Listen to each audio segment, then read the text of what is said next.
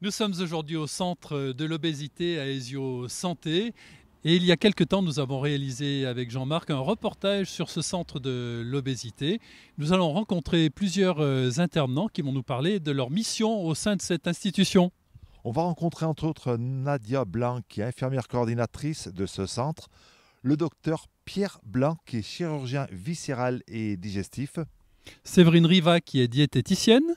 Clémence qui va nous emmener donc au sein de sa cuisine, elle est animatrice de l'atelier cuisine. Et tout de suite, rendez-vous avec Nesrine qui est une patiente de ce centre. Nesrine, bonjour. Bonjour. Vous êtes une des patientes du centre obésité ici à Saint-Étienne. Depuis combien de temps? Depuis le mois de février, Comment vous avez connu ce centre? par mon médecin traitant qui m'a envoyé directement à la clinique mutualiste. Vous êtes jeune, c'était quoi le déclic pour dire allez, maintenant je vais m'occuper de mon corps? Je vais dire la balance et le fait de ne plus pouvoir faire les activités qu'on a vraiment envie. Donc c'est là où on se prend en main, quoi. Le regard des autres aussi a été un déclic. Oui, beaucoup, beaucoup, beaucoup.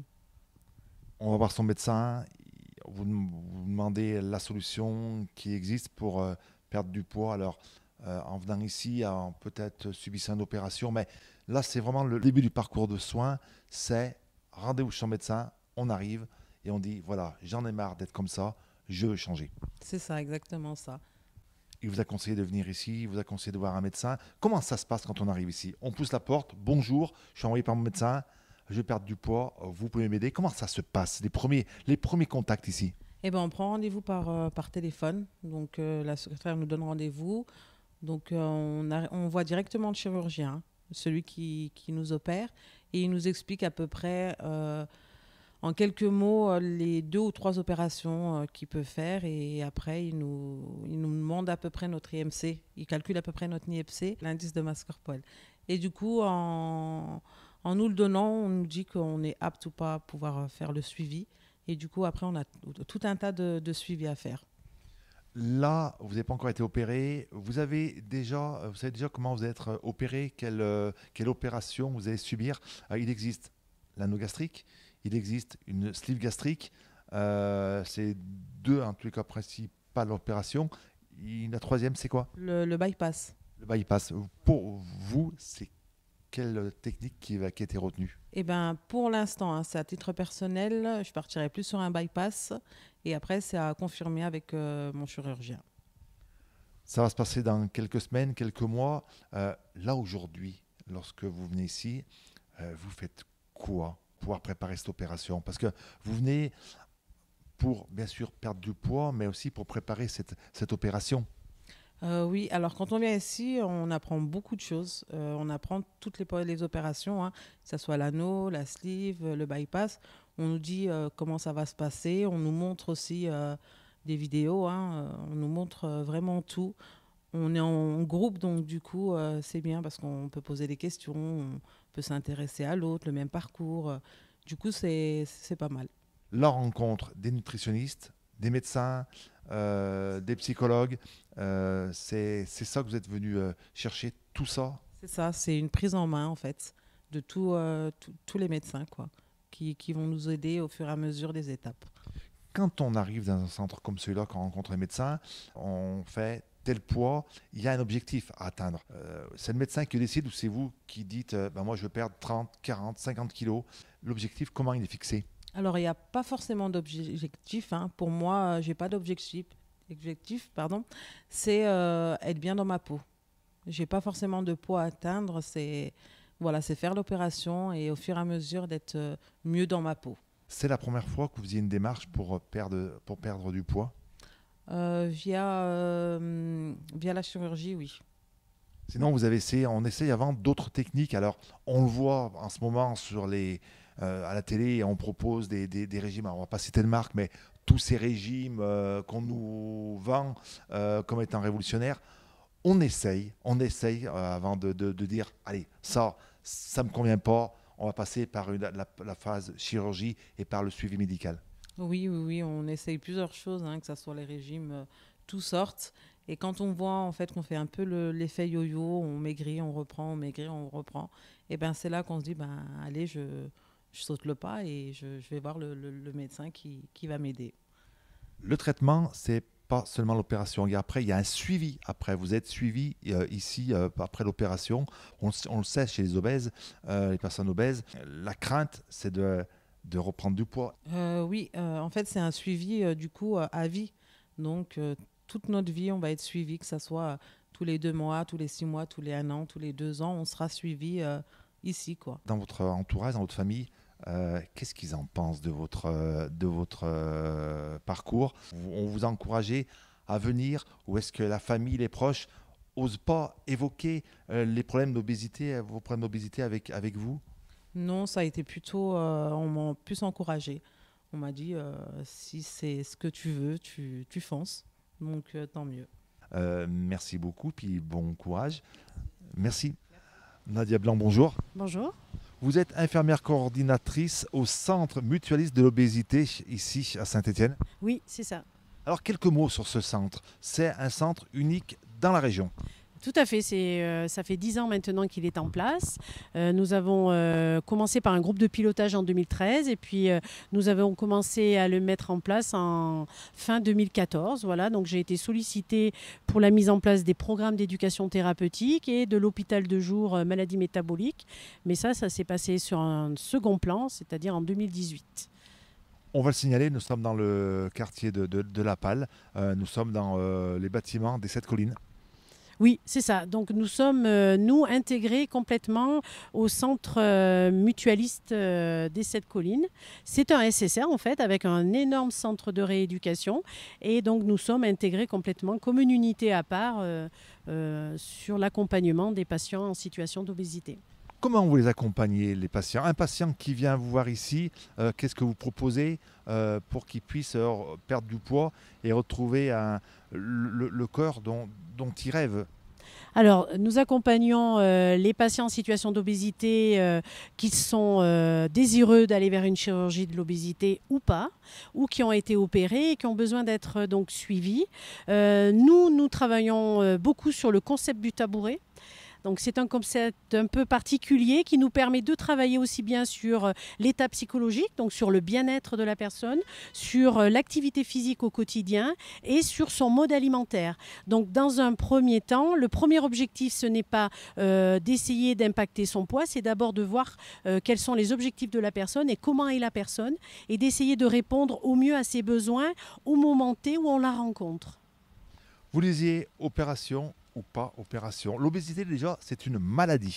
Exactement, c'est une maladie qui est reconnue depuis 1998 par l'OMS. Malheureusement, au niveau du gouvernement, ce n'est pas encore le cas. Donc, c'est très difficile de changer les regards. Il y a beaucoup de grossophobie ou de stigmatisation autour de l'obésité. Et parfois, c'est très compliqué pour ces patients en situation d'obésité de pouvoir aller chercher de l'aide. Souvent, ils culpabilisent beaucoup et c'est très compliqué pour eux d'être entendus et d'être écoutés. Donc nous, notre centre, en fait, il a ce premier objectif d'accueillir et d'écouter la souffrance des patients en situation d'obésité, déjà dans un premier temps. Écouter, puis qu'ils acceptent donc le fait qu'ils sont obèses, des patients, et puis d'en proposer vraiment une solution pour que le regard des autres change. Parce que le problème avec une personne obèse, c'est bien sûr la personne qui souffre, mais c'est le regard des autres. Ça, c'est important. Oui, mais j'irai même un peu plus loin, c'est-à-dire que déjà amener la personne à intégrer que l'obésité est une maladie, ce qui n'est pas le cas pour tout le monde. C'est-à-dire que toutes ces personnes qui sont en situation d'obésité ne savent pas que c'est une maladie, ou du moins ne l'ont pas intégré. Donc ça commence déjà par là, notre approche. Voyez, pour pouvoir après éventuellement mettre en place des choses qui améliorent leur quotidien. L'obésité, c'est pas une personne qui mange énormément, qui mange beaucoup.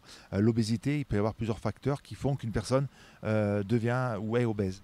Oui, alors l'obésité, c'est multifactoriel. Hein, ce n'est pas simplement quelqu'un qui mange, ou on associe souvent la personne en situation d'obésité avec malbouffe. Ça serait trop simple. Non, au contraire, c'est multifactoriel. Il y a souvent un facteur génétique ou un facteur... il peut y avoir aussi des traumas. C'est parfois transgénérationnel, voyez. Donc c'est pour ça que je vous disais tout à l'heure, notre accompagnement, il est pluridisciplinaire. on écoute beaucoup le patient et on part de son histoire autour du poids pour pouvoir après améliorer son quotidien. Le parcours d'un patient, ça dure combien de temps chez vous du moment où il vient vous voir, qu'il pose sa porte pour la première fois, et du moment où il part, on ne peut pas dire guéri, parce qu'on ne guérit pas, il y a une surveillance tout le temps, mais une surveillance plus allégée, ça dure combien de temps? Alors vous avez raison, on ne guérit pas de la maladie obésité, on est en rémission quand on arrive à aller mieux. Alors ça dépend du parcours du patient. Si c'est une personne qui est dans un projet de chirurgie, de manière générale c'est entre 6 mois et 1 an de préparation au niveau du centre. Si c'est un accompagnement après chirurgie, ça peut être au-delà parce qu'on renouvelle les accompagnements si besoin. Et comme nous accompagnons aussi les personnes qui sont en situation d'obésité mais qui ne veulent pas ou qui ne peuvent pas prétendre à la chirurgie. L'accompagnement, il est à vie, mais pour toutes les personnes finalement. Cet accompagnement, il est à vie, même pour quelqu'un qui fait le choix d'aller vers une chirurgie. Ils viennent à ce moment-là vous voir toutes les années, tous les 2 ans, tous les 5 ans, comment ça se passe? En fait, on s'adapte au rythme du patient. Donc en fait, on les accompagne à leur rythme. Et c'est vous qui convoquez les patients après l'opération ou pas? Parce qu'on est tous pareils. Première année, on va voir le médecin, et puis la deuxième année, on dit bon. Et puis la troisième année, on dit il n'y a plus besoin. Donc c'est vous qui, quelque part, un petit peu obligez les patients à venir vous voir, faire le bilan avec eux du traitement? Pas du tout. En fait, nous travaillons en éducation thérapeutique. Donc, on met la personne au cœur de la préparation, au cœur de cet accompagnement. Donc, ça sera toujours la personne qui sera décideur quant au choix de ses consultations et au choix de son accompagnement. C'est une prise en charge à la carte, on va dire, parce que chaque personne est différente. Les hommes, les femmes, des parcours de vie, des femmes qui attendent un bébé. Là aussi, ou des bébés. Là aussi, chaque accompagnement est vraiment à la carte. Oui, complètement. Avec ma camarade Madame Rivac, nous avons un accompagnement spécifique des grossesses post-chirurgie bariatrique, par exemple. Donc, on les accompagne sur ce parcours-là, sur ce parcours de vie-là. On les accompagne aussi après, notamment sur l'allaitement. Mais pas que, vous voyez, on accompagne aussi les personnes qui sont loin de l'activité physique et on fait un réentraînement à l'effort à ce moment-là, où on fait un renforcement musculaire. En fait, on accompagne vraiment les personnes, quel que soit leur parcours de vie, et on essaye d'être vraiment le plus à l'écoute et auprès d'eux. Chirurgien, infirmière, psychologue, diététicienne, c'est combien de personnes qui travaillent ici dans ce centre? C'est à peu près une vingtaine de personnes. Voilà, cette pluridisciplinarité, elle est donc, comme vous l'avez dit, psychologue, diététicien, psychomotricien, enseignant en activité physique adaptée, psychiatre, nutritionniste, chirurgien, infirmière bariatrique, donc des infirmières qui ont cette spécificité d'accompagner les problèmes de poids. Voilà, donc oui, c'est une belle équipe qui est très motivée et qui entoure comme ça les personnes en situation d'obésité. Vous le disiez, maintenant c'est une épidémie, c'est même maintenant un fléau. Une personne sur 5, c'est les chiffres officiels, mais il y en a beaucoup plus. Des personnes qui ne réalisent pas, qui ne veulent pas entendre qu'eux, ils sont obèses. Alors, comme je vous le disais tout à l'heure, je pense qu'il faut attendre que la personne soit en attente d'aller mieux. Du coup, donc on ne va pas forcer quelqu'un à venir dans notre centre. C'est toujours la démarche vient d'eux. Vous avez raison. Actuellement, il y a 17% d'adultes qui sont en situation d'obésité, à peu près entre 30 et 35% de surpoids. On a aussi des obésités massives, mais c'est à peu près 2% de la population. Après, je voudrais quand même rectifier. Tout le monde ne va pas vers une chirurgie de l'obésité. C'est quand même un petit pourcentage. Mais c'est vrai qu'on doit, nous, professionnels de santé ou citoyens, s'intéresser à cette problématique et se questionner sur comment ne plus stigmatiser ces personnes-là et surtout accompagner les jeunes. Accompagner les jeunes dès leur plus jeune âge. Faire un maximum de prévention autour du surpoids et de la maladie obésité. Parce que vous le disiez, 17% d'adultes. Oui. On voit de plus en plus d'enfants qui présentent des signes d'obésité. Oui, oui, bien sûr, ça va croissant en fait. C'est ça qui est très inquiétant et qui mobilise justement tous les professionnels qui gravitent autour des jeunes enfants ou des adolescents. Et donc, il y a beaucoup de dispositifs qui sont mis en place. Hein. Je pense au Repops, au BPDIA. Enfin, il y a des dispositifs comme ça qui permettent justement aux familles, hein, parce que la famille est inclue dans l'accompagnement des jeunes, de pouvoir s'adresser à ces dispositifs. La première étape du parcours pour une personne obèse, c'est d'aller voir son médecin traitant. On ne vient pas directement vous voir ici. Tous les patients vous sont adressés par un médecin traitant. Eh bien, pas que, oui, vous avez raison. L'adressage peut se faire par le médecin traitant, mais par le patient lui-même ou par un spécialiste aussi. Ils peuvent nous être adressés aussi par un chirurgien, la médecine aussi du travail. Voilà, mais le patient aussi a tout à fait la possibilité de s'adresser à notre centre. Il n'y a pas de souci. Allez, il y a 10 ans, vous avez commencé avec un tout petit bureau ou un semblant de bureau. Maintenant, on voit le service grandi. Quelle fierté, parce que c'est quand même votre réussite. C'est vous qui avez tout fait pour que ce centre existe, grandisse et devienne une référence dans la région en tous les cas. En tout cas, je remercierai surtout une équipe médico-chirurgicale et paramédicale qui nous a suivis, qui m'accompagne tous les jours et qui font un travail formidable. Parce que sans eux, on n'en serait pas là. On va revenir sur l'ouverture en 2018. Alors, ce centre n'était pas comme ça. Comment ça se passait en 2018 ? Alors en 2018, en fait, nous avons demandé l'ouverture d'un hôpital de jour pour prendre en charge au plus près, après la chirurgie de l'obésité, les patients qui venaient donc d'avoir une chirurgie. Donc nous les accompagnons pendant le mois qui suit la chirurgie. Les patients viennent minimum 2 fois par semaine et comme ça, nous les accompagnons sur le mode alimentaire, la reprise de l'activité physique adaptée et le bien-être psychologique. Donc ils ont différents ateliers collectifs. C'est ça qui est important, c'est qu'une fois que le patient a été opéré, on ne le lâche pas en pleine nature. Il y a vraiment ce suivi et c'est un point d'honneur pour vous de les suivre tout au long de ce parcours de soins.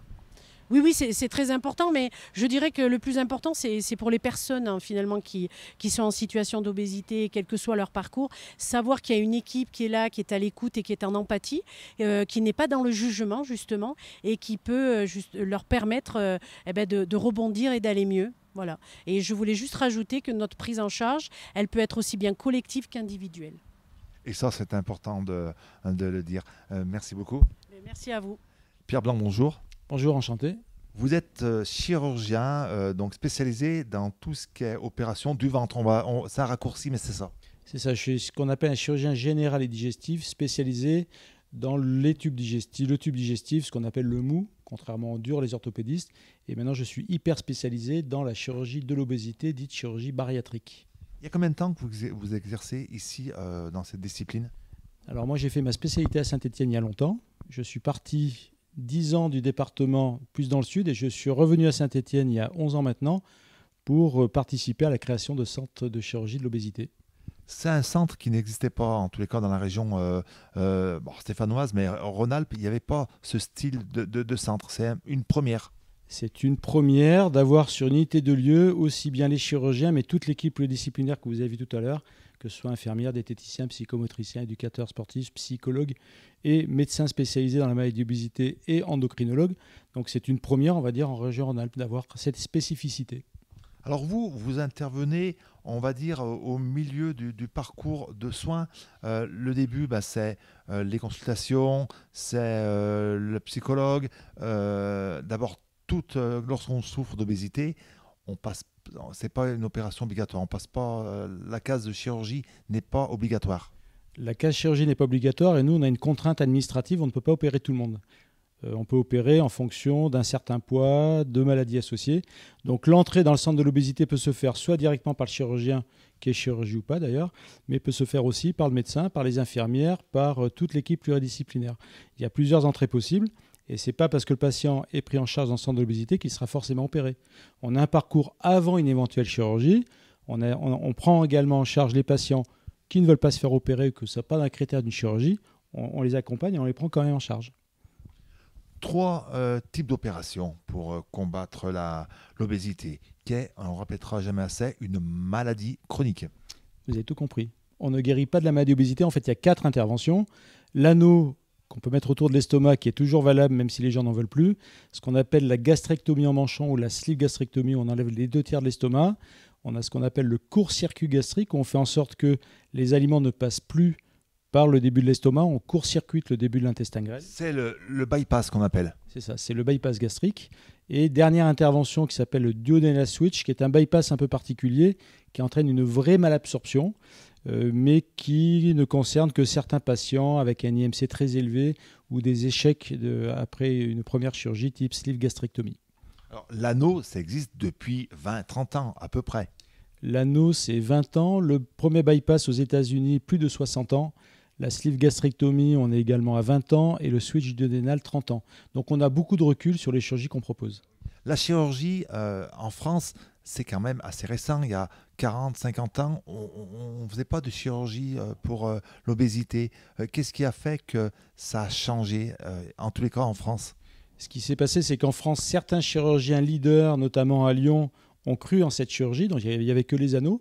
Donc certains chirurgiens se sont mis à mettre en place des anneaux. Ont compris que c'était une maladie complexe, qu'il fallait créer des centres spécialisés, ont créé une société française de chirurgie de l'obésité.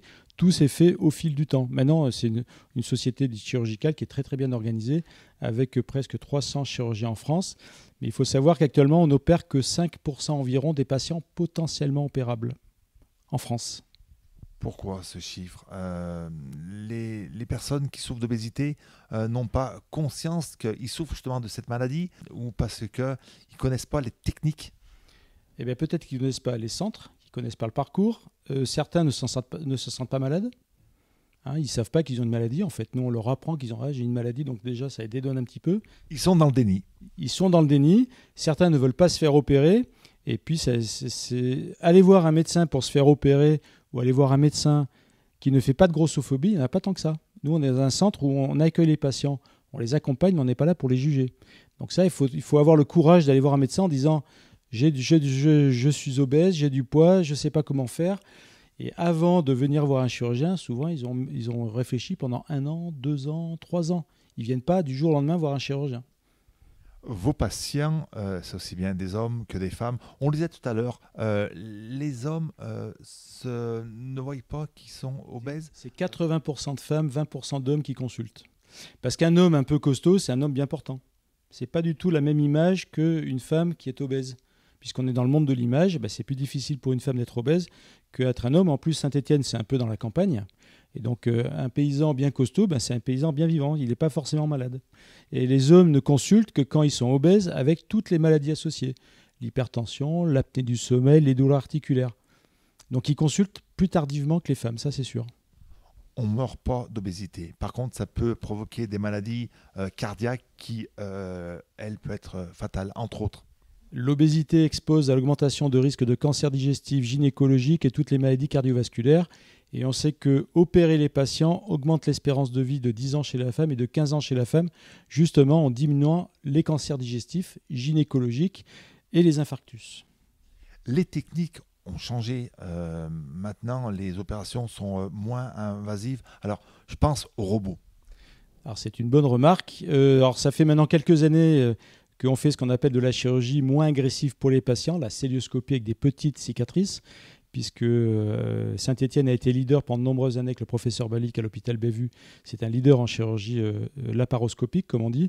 Maintenant, la laparoscopie devient, avec le robot, une chirurgie hyper sophistiquée. Donc effectivement, maintenant, on travaille en 3 dimensions. Les instruments sont manipulés avec des bras articulés que vous avez vus avec les urologues. Et nous, on est assis à une console et on manipule les instruments avec des joysticks, ce qui fait que les instruments bougent comme les poignets du chirurgien. On reproduit exactement le mouvement du chirurgien, ce qu'on ne pouvait pas faire en celluloscopie, parce qu'en celluloscopie, c'est des mouvements un peu de baby-foot. Là, c'est de la PlayStation. Donc ça change tout. Une récupération qui aussi va être beaucoup plus courte. L'avantage pour les patients obèses, la difficulté pour le chirurgien, c'est que les patients obèses sont difficiles à opérer. La paroi est épaisse, il y a beaucoup de graisse dans le ventre, donc il y a beaucoup de contraintes physiques pour le chirurgien. On peut avoir des troubles musculaires, c'est beaucoup plus fatigant en fait. Donc le robot permet de diminuer la fatigue du chirurgien. Donc ça, c'est un plus qu'on n'avait pas avec la cœlioscopie. Le robot confirme les avantages de la cœlioscopie. Comme vous avez dit, c'est moins agressif, des petites cicatrices. Les patients se lèvent le soir même et partent à J1 ou J2. boivent le soir même, attaquent l'alimentation dès le lendemain. Donc, durée d'hospitalisation plus courte, c'est quand même plus sympa d'être à la maison. Et la convalescence est plus rapide, puisque nous, dès la semaine qui suit la chirurgie, on les récupère ici dans le centre de l'obésité pour très rapidement les faire marcher sur le tapis de marche, faire avoir une activité physique régulière. Donc, convalescence plus rapide, moins de douleur, et le chirurgien est mieux installé avec moins de douleur. Et un chirurgien qui est bien installé opère mieux ses patients. Maintenant, c'est une chirurgie qui est parfaitement maîtrisée. Il n'y a pas de risque majeur de subir une chirurgie comme ceci. Ça reste une chirurgie, donc toute chirurgie est dangereuse, même une cure de hernie peut se compliquer gravement.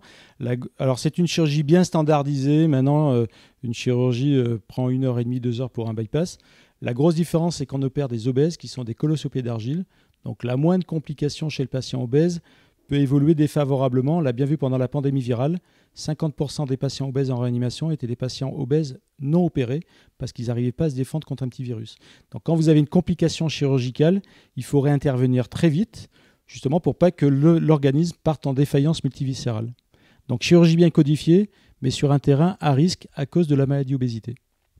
Vos patients sont des patients qui viennent de la couronne stéphanoise ou vous avez des patients maintenant qui viennent de beaucoup plus loin. Alors je pense la Haute-Loire, puisqu'on n'est pas très très loin de la Haute-Loire, parce que le centre de Saint-Étienne, c'est une référence. On essaye d'être une référence en chirurgie de l'obésité, ce qui n'est pas facile parce qu'il y a de la concurrence. Donc nous, c'est 42, 43, 63, certains patients viennent de Clermont-Ferrand. Lyon, c'est plus compliqué parce que Lyon, c'est une grande ville. Les Lyonnais ne viennent pas à Saint-Étienne, ça c'est sûr. On a certains Stéphanois qui vont se faire opérer à Lyon parce qu'à Lyon, il y a quand même 4 grands centres de chirurgie de l'obésité, même si c'est une grande ville. Il y a ce qu'on appelle un aspirateur. Certains préfèrent se faire opérer dans la grande ville. Mais nous, on fait beaucoup 42, 43, 63, quelques patients du 06, quelques patients du 07, juste derrière le col de la République. Vous êtes combien de chirurgiens spécialisés dans cette technique de l'obésité on va dire sur Saint-Étienne, sur Saint-Étienne et les environs. On peut penser à La Plaine, puisqu'il y a un hôpital aussi à Montbrison, à Feurs. Donc à La Plaine, il n'y en a pas. Pour faire cette chirurgie, il faut avoir une formation spécifique.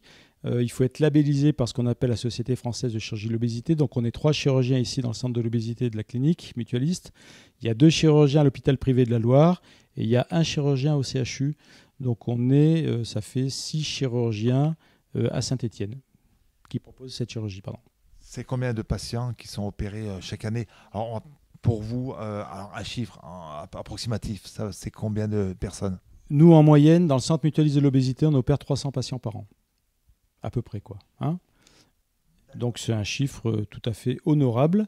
On pourrait augmenter l'activité, mais depuis la pandémie virale, c'est pas si facile que ça de se faire opérer. C'est compliqué de faire tout le bilan préopératoire. Tout est un petit peu ralenti depuis la pandémie virale, mais pas qu'en médecine. La chirurgie, ça se passe pas très très loin, c'est à Bellevue, c'est à la mutualiste. Oui, nous, ici, on est dans un SSR. L'avantage d'être dans un SSR, c'est qu'on a du personnel qui travaillait déjà dans le SSR, qui participe avec nous à la prise en charge de la maladie obésité. Mais effectivement, tout ce qui est chirurgie, radiologie, recherche d'apnée-sommeil, ça se fait à la clinique mutualiste, place Bellevue, donc à 5 minutes d'ici en voiture. Donc, ce n'est pas très difficile pour les patients et ni pour les chirurgiens d'ailleurs d'aller là-bas. Allez, l'avenir de la chirurgie, de haute chirurgie, c'est quoi? Parce que il y a 40 ans, on ouvrait, en gros, c'est schématique. Maintenant, c'est une instance par robot. L'avenir, c'est quoi? On voit arriver tout ce qui est intelligence artificielle, voire même plus de chirurgie pour diminuer ces problèmes. Alors, plus de chirurgie, c'est pas sûr, mais ce qui est en train d'arriver sur le marché, c'est les traitements médicamenteux qui peuvent... C'est des coupes-fins, je simplifie, mais c'est des coupes-fins. On a également des traitements par gastroscopie. On peut mettre des ballons de l'estomac, diminuer la taille de l'estomac par des piqûres gastriques. Mais pour l'instant, ces traitements ne sont pas remboursés par la sécurité sociale. Ils existent, mais ce n'est pas remboursé. Voilà, c'est tout à la charge du patient. La chirurgie est remboursée en fonction de certains critères. Donc l'avenir de la chirurgie, on va continuer à opérer les patients, mais peut-être que certains patients vont plus s'orienter vers le traitement médical ou un traitement moins agressif qui pourrait se faire par gastroscopie. Pour l'instant, à charge patient. Ce qui peut être bien pour des patients qui ne peuvent pas être opérés. Pour les patients ou qui ne veulent pas, ou qui ne peuvent pas se faire opérer, ou qui ne sont pas super obèses, on peut peut-être faire un traitement un peu moins agressif, entre guillemets. Après, pour ce qui est de l'intelligence artificielle, c'est sûr que l'intelligence artificielle va complètement modifier notre manière de travailler, ne serait-ce que pour l'indication opératoire. Pour l'instant, c'est nous qui posons l'indication opératoire. On peut imaginer, et à mon avis, dans les 5 ans qui viennent, on aura des algorithmes qui vont dire « Madame Dupont, pèse tant, ses antécédents, c'est ça, ben, peut-être qu'il faut lui proposer un traitement médical plutôt qu'une chirurgie.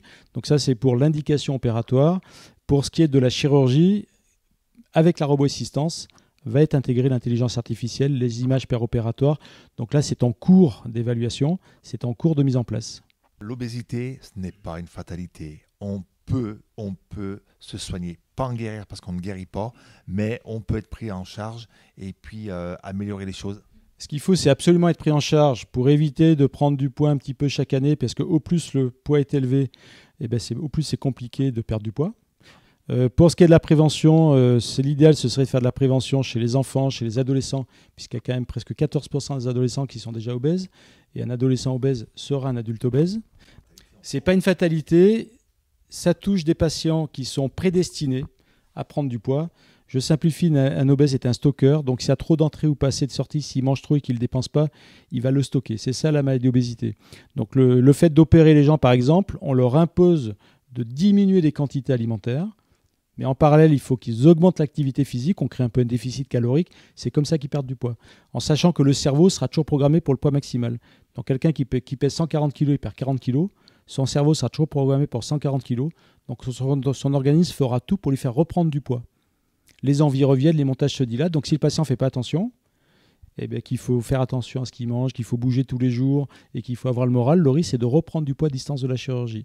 Donc l'obésité n'est pas une fatalité, mais touche une certaine catégorie de patients qui ont cette maladie et qui ne le savent peut-être pas. Et une fois qu'ils sont pris en charge, le risque c'est de reprendre du poids à distance de la chirurgie. En gros, il faut se faire suivre toute sa vie. Au moins une fois par an, une fois qu'on est à distance de la prise en charge. Il ne faut pas avoir peur de pousser les portes du centre d'obésité ici à Saint-Étienne pour faire au moins le bilan et puis voir les solutions qui existent pour limiter cette prise de poids et se soigner.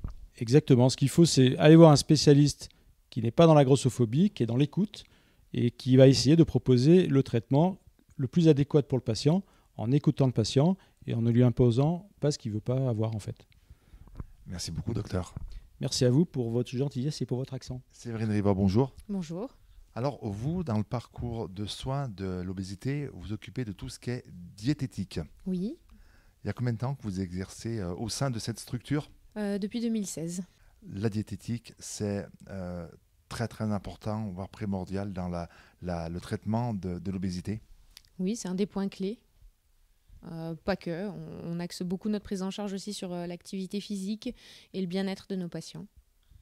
La diététique, ça va de pair avec donc l'activité physique. L'un sans l'autre, ça ne fonctionne pas. Non, ça ne peut pas fonctionner, ça ne va pas l'un sans l'autre, on est fait pour bouger, donc on peut avoir des apports corrects, il faut malgré tout avoir une activité physique qui soit adaptée. Et notamment, c'est important de ne pas être sédentaire.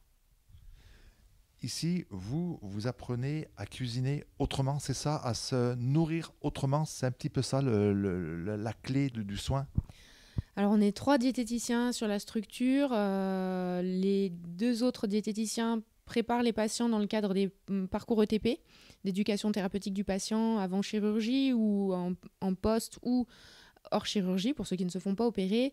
Moi, la spécificité, c'est que je vais plutôt recevoir les patients en individuel pour de la consultation, mais pour des cas qui sont un peu plus complexes, pour des personnes qui ont été opérées, par exemple, qui ont une rechute dans leur perte de poids ou un parcours un peu plus compliqué, des vomissements qui se présentent, des choses comme ça. Donc oui, c'est vraiment du cas par cas, vous. C'est vraiment... Et chaque cas est différent, chaque cas est unique. Oui, tous les cas sont uniques. Après, nos patients, d'un point de vue diététique et pour la préparation, ils sont suivis ici de manière groupale, mais ils ont tous un suivi auprès d'un diététicien libéral ou d'un médecin nutritionniste. Un patient, quand il vient vous voir, qui vous dit, ben voilà, j'ai fait mon opération, ça n'a pas marché, je reprends du poids. Les premiers mots qu'on dit à ce patient, c'est quoi ? Parce qu'il associe forcément sa prise de poids à un problème de nourriture. Non, pas du tout. Alors, certains auront cet écueil-là. Après, on leur rappelle, parce on espère en tout cas leur avoir fait comprendre avant la chirurgie qu'ils étaient porteurs d'une maladie qui est l'obésité, qui est une maladie chronique. Donc finalement, c'est pas un choix comme beaucoup peuvent le penser. C'est la maladie qui fait que y a des comportements qui se modifient et puis le métabolisme se modifie aussi. Donc en fait, nos patients sont programmés de toute façon pour reprendre du poids à un moment donné. Donc le message à faire passer, en tout cas, c'est que c'est pas une faute du patient s'il a une rechute dans sa perte de poids. Et le deuxième message qui est important, c'est qu'une rechute, ça ne veut pas dire un échec et ça ne veut pas dire que c'est définitif. Donc on peut rattraper les choses aussi. L'obésité, et on va casser peut-être un cliché, c'est pas la malbouffe.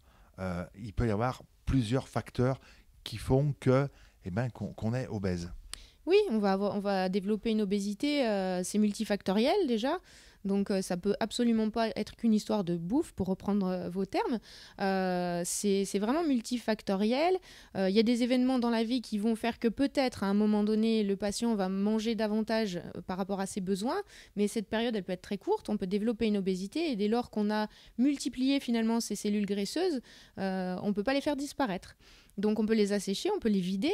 En modifiant des choses, mais elles sont là et elles sont connectées au cerveau qui dirige tout et qui finalement va faire en sorte de revenir à un poids mémoire que le cerveau a enregistré.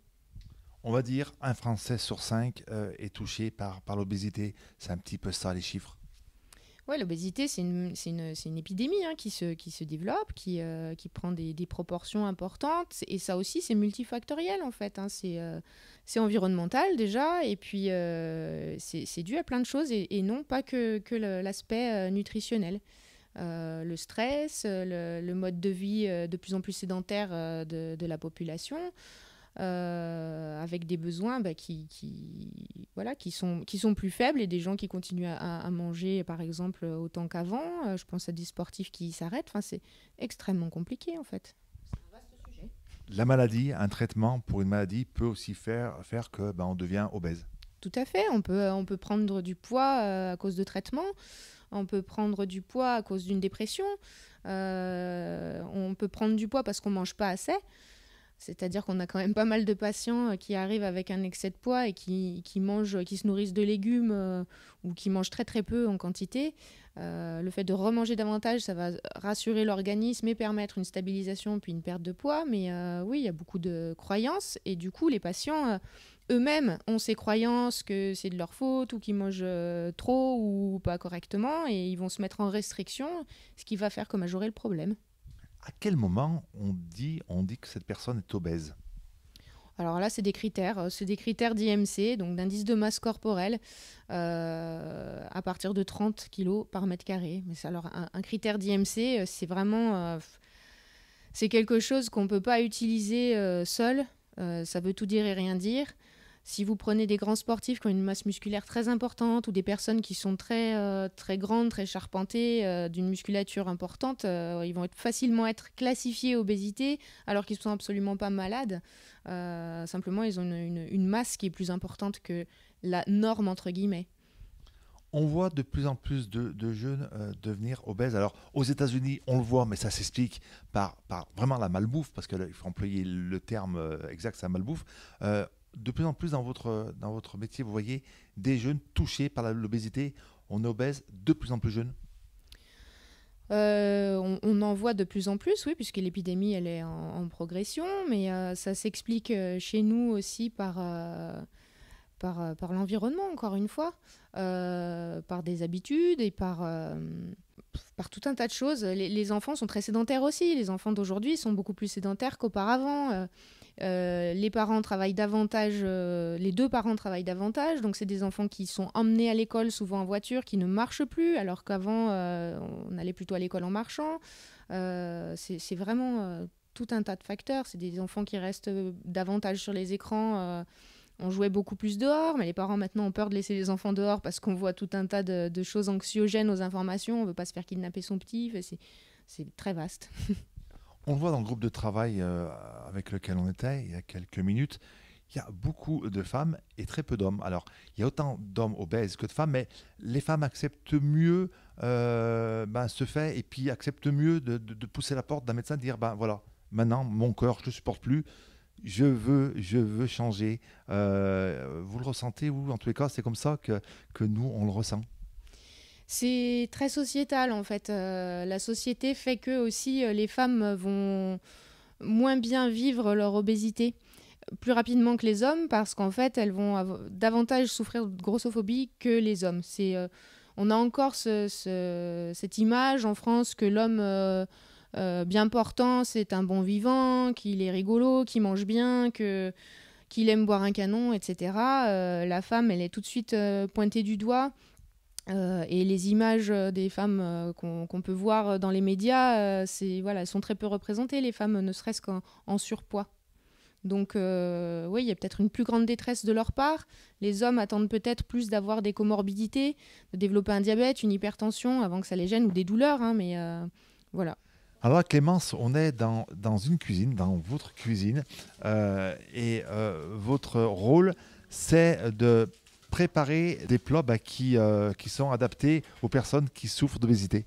Alors là, on est surtout ici pour faire en sorte de cuisiner ensemble, dans un moment convivial, mais pour montrer qu'on peut prendre plaisir à manger, mais tout en étant dans l'équilibre alimentaire. Là, on est en train de préparer un apéro dînatoire. Allez, qu'est-ce qu'on va retrouver dans cet apéro? On va retrouver donc les tomates cerises d'amour, avec un peu de caramel et des graines de sésame, des petits wraps au jambon et au fromage, un tzatziki pour voyager un peu, des gougères au fromage, des pois chiches grillés, du granola, des roses des sables, et je crois qu'on a fait le tour. En respectant donc un nombre de calories données par plat. On ne parle pas en calories, on est vraiment dans le principe d'avoir tous les groupes d'aliments différents autour de cet apéro. Ce qui saute aux yeux lorsqu'on est ici dans cette cuisine, c'est, je vois les sodas avec le sucre pour qu'on puisse se rendre compte que du sucre, il y en a beaucoup partout. Ça, c'est vraiment l'ennemi des personnes obèses, mais même des personnes tout court, parce que l'obésité, c'est entre autres le soda qui peut provoquer une obésité. Alors oui, le sucre a un effet un peu plus néfaste sur la santé, mais ce n'est pas pour autant un ennemi. Il faut arriver à l'instaurer dans l'alimentation de manière raisonnable pour prendre plaisir quand même. C'est pour le plaisir, le sucre. C'est pour le plaisir. En tous les cas, même quand on souffre d'obésité, même quand on est traité pour l'obésité, on peut bien vivre, bien manger, parce que la nourriture, c'est la joie de vivre. C'est aussi des rencontres, des moments conviviaux. Et surtout, se dire que tout ne se joue pas que dans l'assiette. Hein. C'est aussi sur l'activité physique, sur le bien-être psychologique. Ce n'est pas uniquement l'alimentation.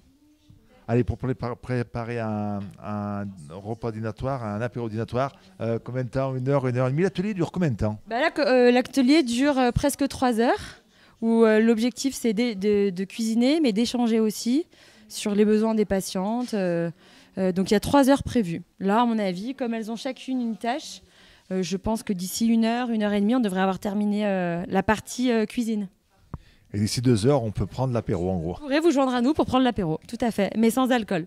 Sans alcool, parce que l'alcool aussi peut jouer aussi un rôle dans l'obésité. Un rôle bien sûr dans l'obésité, tout à fait, mais comme au même titre que les sodas. Hein.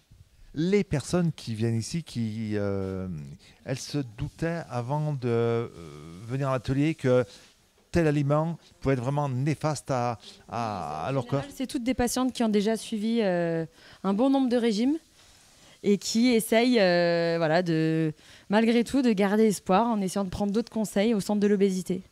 Allez, l'aliment qu'il faut absolument éviter, ça serait quoi pour vous? Il n'y a rien à éviter. Non, l'aliment à limiter le plus possible, ça reste quand même le sucre. Mais c'est tout. Après, il faut trouver un équilibre dans tout. Il n'y a pas d'interdit. Il n'y a pas d'interdit de tout. C'est d'équilibre et de quantité.